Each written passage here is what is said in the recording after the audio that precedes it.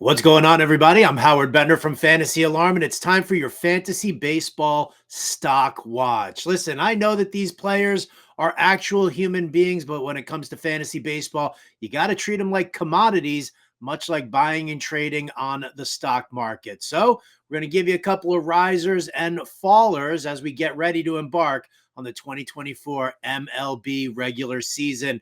On the rise, we'll start off with relief pitcher Kevin Ginkel from the Arizona Diamondbacks. We've just heard that Paul Sewald, the team's closer, is actually going to start the season on the IL. They're saying it's a grade 2 oblique strain, which could keep him out for at least a month. We know that Yohan Duran of the Twins experiencing the exact same situation, and he's going to be out for a month. So that puts Kevin Ginkel on the map for the Arizona Diamondbacks. Listen, last year he had a 2.48 ERA with a 9.64 K per 9 over 65 innings. He did fill in as a closer for a little bit, notched 4 saves. So I expect him to start the season off on the rise. Your next riser, how about Colton Cowser, outfielder for the Baltimore Orioles?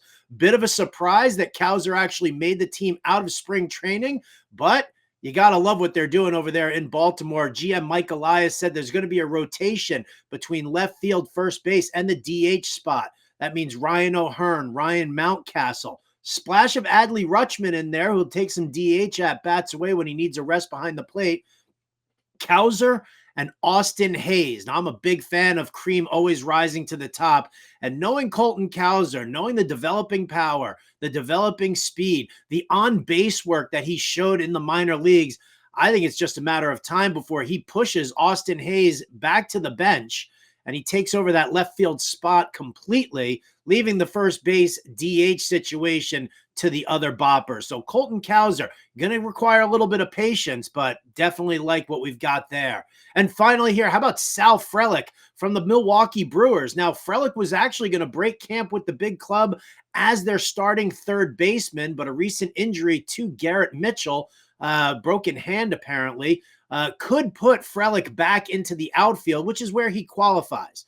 Now, there is talk about Joey Wiemer possibly coming up as well, and that might fill in the outfield spot. So Sal Frelick, look for him this year. On-base machine, very good developing speed. Not going to give you the power you want at third base, but if he can obtain third base eligibility along with outfield eligibility, you could have yourselves a really strong asset. People who are on the decline, well, not so much the decline, but fallers in the stock market that is fantasy baseball. Jared Kelenic, outfielder for the Atlanta Braves.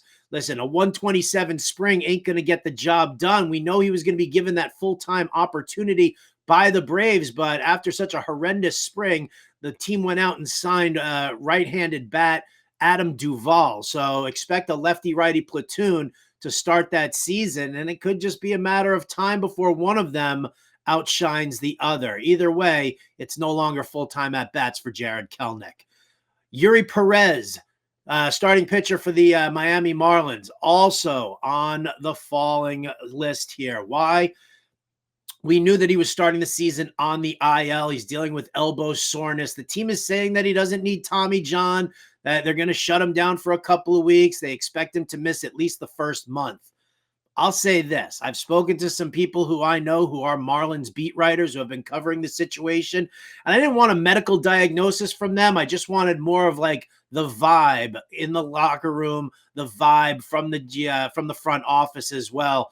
And one beat writer told me that if I've got shares of Eury Perez in dynasty and keeper leagues, I might want to consider shopping him around as like a little bit of a sweetener here. Could that mean Tommy John on the horizon? Kid's only 20 years old, was clocked at triple digits throughout the spring. So I am a little nervous when I hear these kind of reports. And then finally, last one on the fallers list here, DJ LeMahieu. This was going to be a nice late sneaky ad for a lot of people in drafts. He was falling in drafts constantly. But let's face facts, man. If he was going to be the leadoff hitter for the New York Yankees, we know that he does good on base work. We know he's good for like 10 to 12 home runs. He would have been a monster for runs scored, hitting atop that lineup with Juan Soto and Aaron Judge behind him. Now, it's not official that he's on the IL. There is rumor about him being available for the April 5th home opener. I don't know. With the Yankees injuries and the how cautious they're going to have to be, you might see DJ LeMahieu open the season on the IL, which definitely kind of puts him as more of a draft and stash, or at least just kind of tuck him away on your IL. There is a full write up and a full article from me on all of these players. Just go over to fantasyalarm.com and you'll see the article right there. And if you don't have the Fantasy Alarm All Pro subscription, do yourself a big favor right now. Go to fantasyalarm.com/all pro.